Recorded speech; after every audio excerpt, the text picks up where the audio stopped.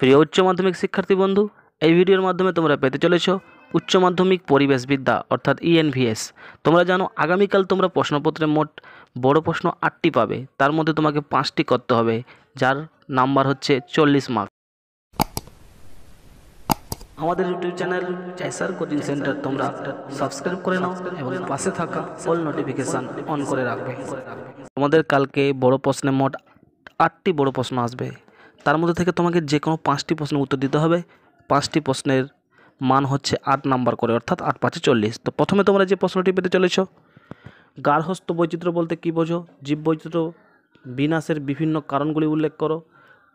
তারপরে পরিবেশ সুরক্ষা আইনের উপর টিকা লেখো। পরিবেশ ব্যবস্থাপনার উপাদানগুলি সংক্ষেপে বিবৃত করো। তোমরা দেখো যে প্রশ্ন যেভাবে যতটা ইম্পর্ট্যান্ট আমি ঠিক ততটা করে স্টার মার্কস দিয়ে রেখেছি। তোমরা সেখান থেকে একটা হিন্টস পেয়ে যাচ্ছ যে কোন প্রশ্নটা কতটা গুরুত্ব, কীভাবে তোমাকে পড়ে নিতে হবে। পরে প্রশ্ন, সস্থানিক ও অস্থানিক সংরক্ষণের মধ্যে পার্থক্য উল্লেখ করো। জেনেটিক ইঞ্জিনিয়ারিং বলতে কী বোঝো? দেখে নাও, প্রথমে পার্টটা হচ্ছে 3 নাম্বার, তারপরে 5 নাম্বার। পরে প্রশ্ন, পরিবেশ সূচকের মূল্যায়ন বলতে কী বোঝো? উদাহরণ সহ ব্যাখ্যা করো। তোমরা দেখে নেবে, আমি তোমাদের সুবিধার্থে স্টার মার্ক এই জন্যই করেছি যে তোমরা সেখান থেকে একটা হিন্টস পেয়ে যাবে যে এবছরের জন্য কোন প্রশ্নটি কতটাই ইম্পর্ট্যান্ট। তোমরা সেইভাবে রেডি করে নাও। পরে প্রশ্ন, পরিবেশ দূষণের সাথে জীববৈচিত্র্যের সম্পর্ক ব্যাখ্যা করো। বীজ ভাণ্ডার বলতে কাকে বলে? পরে প্রশ্ন, ভারতবর্ষে পরিবেশ ব্যবস্থাপনার গুরুত্বগুলি লেখো। জয়েন্ট ফরেস্ট ম্যানেজমেন্ট বা জেএফএম কি? এই প্রশ্নে তোমরা অবশ্যই একটা পেয়ে যাবে, আমি আশা রাখছি। পরে প্রশ্ন, ভারতবর্ষের জৈবমণ্ডল সংরক্ষিত এলাকা। ভারতবর্ষ যে জৈবমণ্ডল সংরক্ষিত এলাকা, এর উপর একটি টিকা লেখো, বিশদভাবে ব্যাখ্যা করে।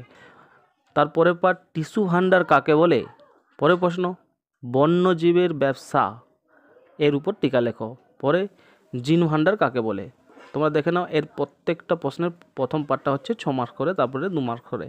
পরে প্রশ্ন, বসুন্ধরা সম্মেলন 1992 সালে যে হয়েছিল সম্মেলনটি, এর গৃহীত 4টি নীতি উল্লেখ করো। ভারত একটি মহাবৈচিত্র্য দেশ, এটি ব্যাখ্যা করো। পরে প্রশ্ন, প্রাকৃতিক ভারসাম্য বজায় রাখতে মানুষের ভূমিকা কতটা? পরে বন্যপ্রাণী সংরক্ষণে প্রয়োজনীয়তা কী? এখানে যতগুলো পার্ট দিয়েছি প্রত্যেকটি 4 মার্কে রেডি করে যাও। তো যদিও শেষের পার্টটা বেশি ইম্পর্ট্যান্ট, প্রথম উপরের পার্টটা তেমন একটা ইম্পর্ট্যান্ট নয়, তবুও তোমরা একটু দেখে নেবে। পরে প্রশ্ন, সুস্থায়ী উন্নয়ন বলতে কী বোঝো? বর্তমান এবং ভবিষ্যৎকালের জীবনযাত্রার মান উন্নতির ক্ষেত্রে সুস্থায়ী উন্নয়নের প্রয়োজনীয়তা কতটা? এখানে তোমরা দেখো প্রথম পার্টটা সংজ্ঞা টাইপের পড়ে, তার জন্য 3 মার্কস থাকে। পরের পার্টটার জন্য 5 নাম্বার, অর্থাৎ পরের পার্টটা বড় প্রশ্ন। পরে প্রশ্ন, সুস্থায়ী সমাজ বলতে কী বোঝো? এর সাথে সুস্থায়ী উন্নয়নের সম্পর্ক ব্যাখ্যা করো। এটাও সেম 3 + 5। তবে এই দুটি কোশ্চেন খুবই ইম্পর্ট্যান্ট, তোমরা অবশ্যই ভালো করে মুখস্থ করে যাবে। পরে প্রশ্ন, বাস্তুতান্ত্রিক উন্নয়ন বলতে কী বোঝো? বাস্তুতান্ত্রিক উন্নয়নের সাথে আর্থসামাজিক উন্নয়নের সম্পর্ক চিত্রাকারে ব্যাখ্যা করো।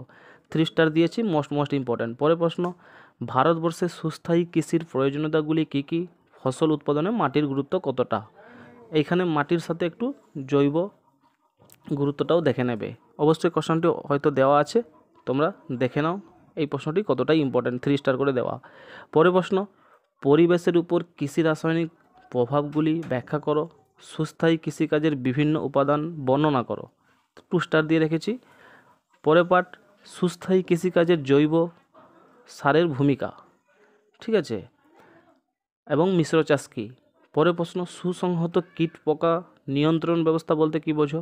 ফসল উৎপাদনে মাইক্রোরাইজার ভূমিকা কী?